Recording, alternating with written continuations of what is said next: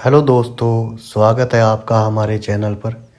यदि आप हमारे चैनल से जुड़े रहना चाहते हैं तो हमें सब्सक्राइब कीजिए, शेयर कीजिए, लाइक कीजिए और बेल आइकन को ज़रूर दबाएं ताकि आपको आने वाली वीडियो की अपडेट मिलती रहे।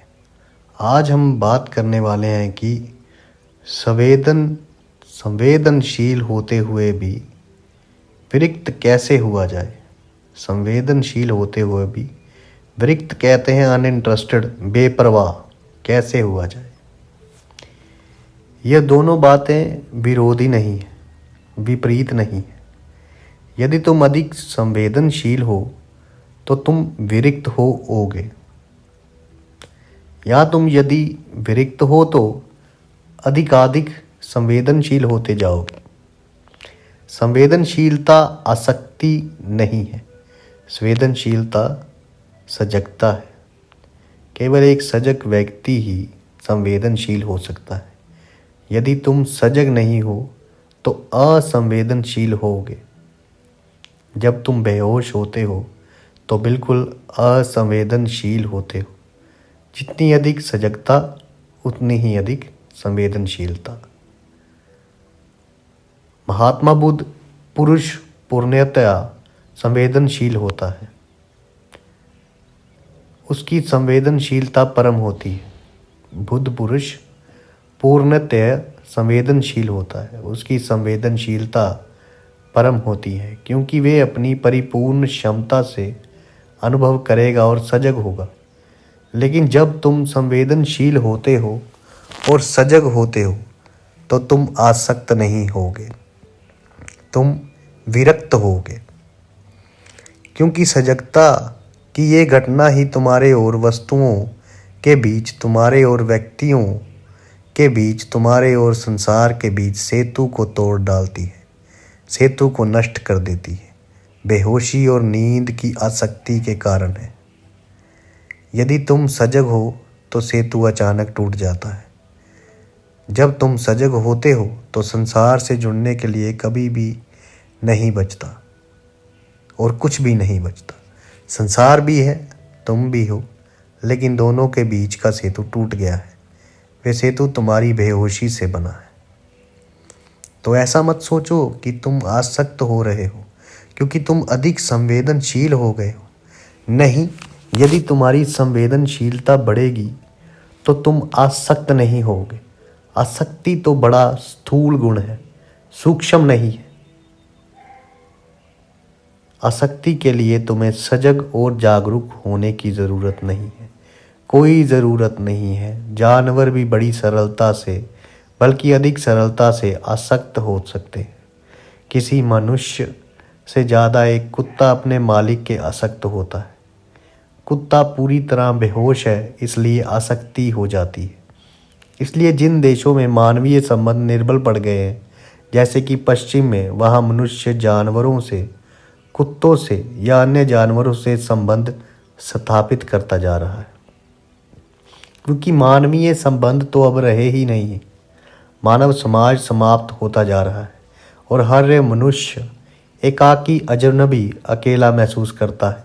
भीड़ है लेकिन तुम्हारा उससे कोई संबंध नहीं है।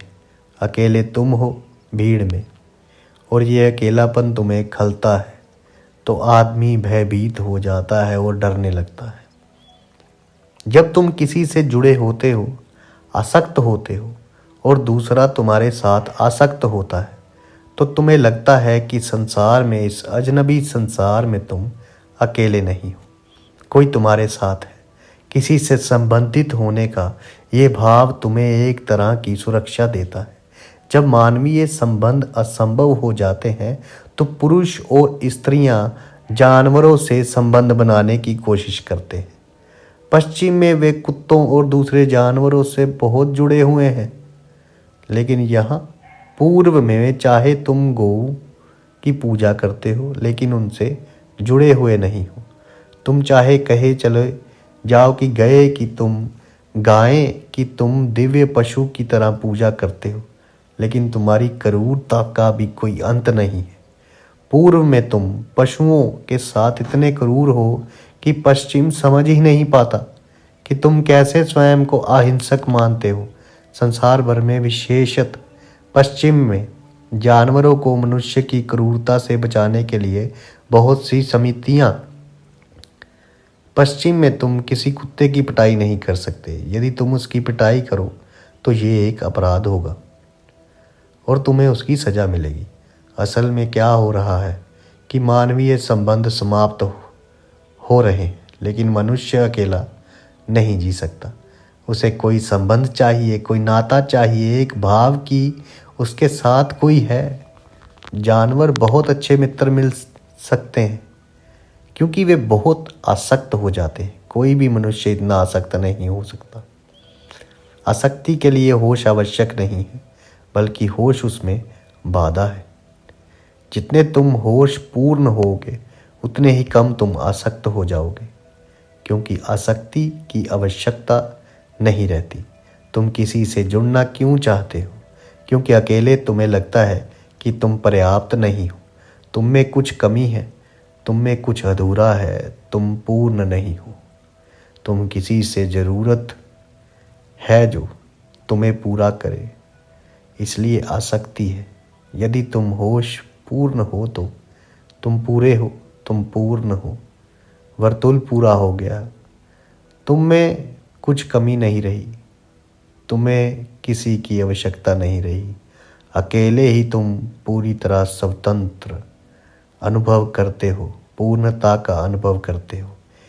इसका ये अर्थ नहीं कि तुम लोगों से प्रेम नहीं करोगे, बल्कि केवल तुम ही प्रेम कर सकते हो। जो व्यक्ति तुम पर निर्भर है वे तुम्हें प्रेम नहीं कर सकता, वे तुम्हें घृणा ही करेगा।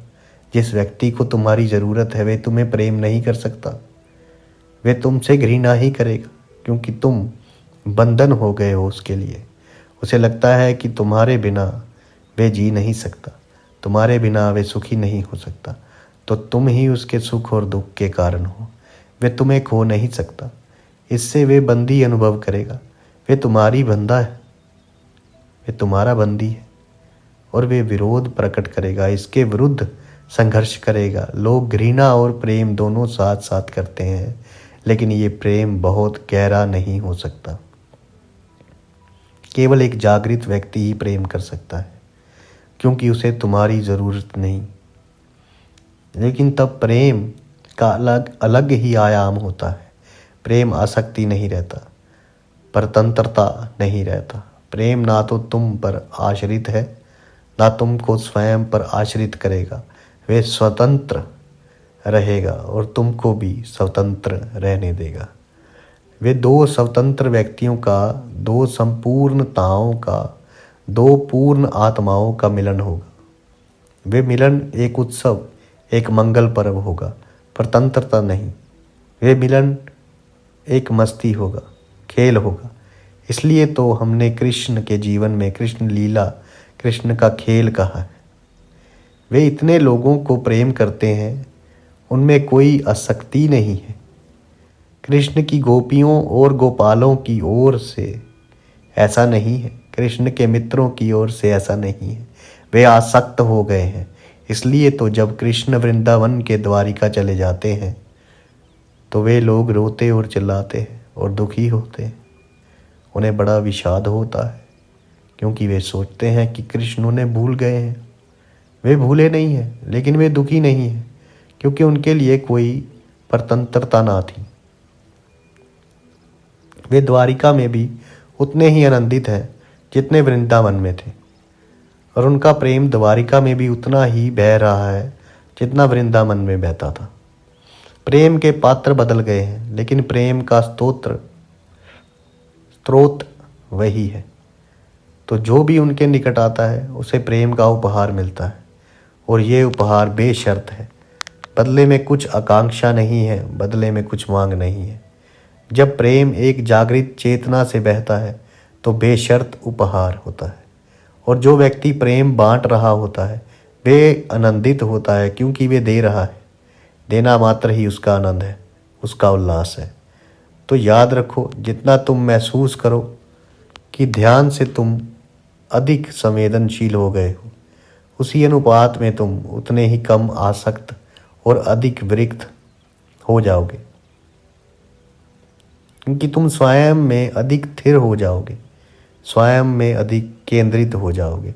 तुम किसी दूसरे का अपने केंद्र की तरह उपयोग नहीं करोगे। आखिर आसक्ति का अर्थ है ही क्या? कि तुम किसी दूसरे का अपने प्राणों के केंद्र की तरह प्रयोग कर रहे हो। लैला मजनू से आसक्त है। वह कहता है कि वे लैला के बिना जी नहीं सकता। इसका अर्थ है कि प्राणों का केंद्र कहीं और हो गया है। जब तुम कहते हो कि तुम इसके बिना या उसके बिना जी नहीं पाओगे, तो तुम्हारी आत्मा तुम्हारे भीतर नहीं है। तब तुम स्वतंत्र इकाई की तरह नहीं जी रहे। तुम्हारा केंद्र कहीं और खिसक गया है। तुम्हारे केंद्र का किसी दूसरे से चले जाना ही आसक्ति है। यदि तुम संवेदनशील हो तो तुम दूसरे को महसूस करोगे, लेकिन वह तुम्हारे जीवन का केंद्र नहीं बन जाएगा। तुम अपने केंद्र पर रहोगे और इस केंद्रस्थता के कारण दूसरे को तुमसे कई आशीष मिलेंगे, लेकिन वे आशीष ही होंगे, कोई सौदा नहीं। तुम बस इसलिए दोगे कि तुम्हारे पास बहुत अधिक है। तुम अतिरेक में बह रहे हो और तुम धन्यभागी होगे कि दूसरे ने स्वीकार कर लिया। इतना ही पर्याप्त होगा और यही अंत होगा। इसीलिए तो कहा गया है कि मन बड़ा धोखेबाज है। तुम सोचते हो कि तुम ध्यान कर रहे हो और उसके कारण तुम संवेदनशील हो गए हो। फिर प्रश्न उठता है कि तुम आसक्त क्यों हो जाते हो? यदि तुम आसक्त हो जाते हो तो ये इस बात का स्पष्ट सूचक है कि ये संवेदनशीलता सजगता के कारण नहीं है। वास्तव में ये संवेदनशीलता ही नहीं है।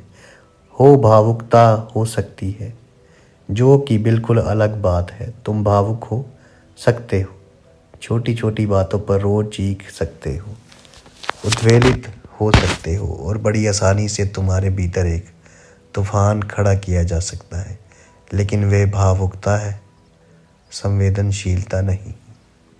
यदि आपको हमारी कहानियाँ अच्छी लगती हैं तो आप हमें सब्सक्राइब कीजिए, शेयर कीजिए और लाइक कीजिए। धन्यवाद दोस्तों।